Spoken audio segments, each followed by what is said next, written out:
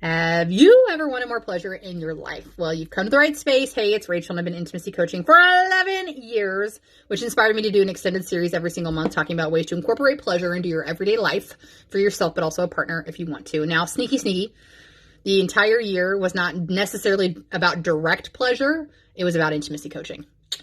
Now, so what I decided to wrap up December with is a series talking about things that I believe humans are doing that really hinder us from having the best relationships we could ever have. And I think that this may be a semi-controversial topic, but it's odd because gender expectations. There should be no gender expectations. Okay. Is there gender functionality? Sure. Meaning like if you were born with a penis and testicles, you have the ability to get with somebody who was born with ovaries to procreate. Okay, that's functionality. But when we talk about expectation, it's very limiting. And here's what's odd is that some people in this world get super upset about, I'm going to use this as an example, about men dressing in drag and reading books to children.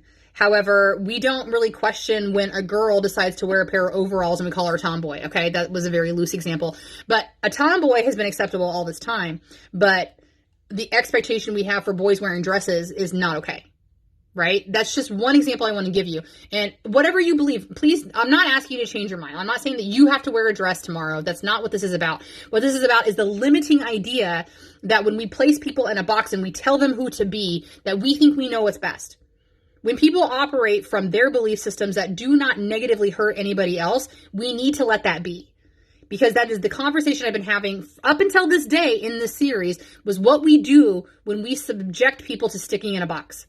When we don't allow their bright light to shine, we do not know what kind of gifts they can bring to the world. We make an assumption that I need to feel safe by that person making my environment safe through not disturbing my ideas and beliefs. It's not even about them literally coming in and physically disrupting it. It's about shaking up my ideas. And I don't like that because everything I've ever thought is my way of thinking. And that has not only kept me alive till today, but I've been deeming myself successful that way.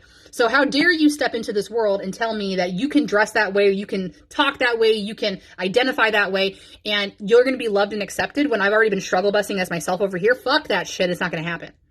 We really limit our everything when we say it has to be this way and not that way. Especially the dangerous cue of because it's always worked that way. Has it? Or have we just not questioned it up until now? What is it that is really bugging you the most about seeing somebody who identifies as the same gender, but wearing different clothing or different hairstyles or different makeup or different nails or living their best life in a different capacity when it's not affecting you or anybody else in a negative light?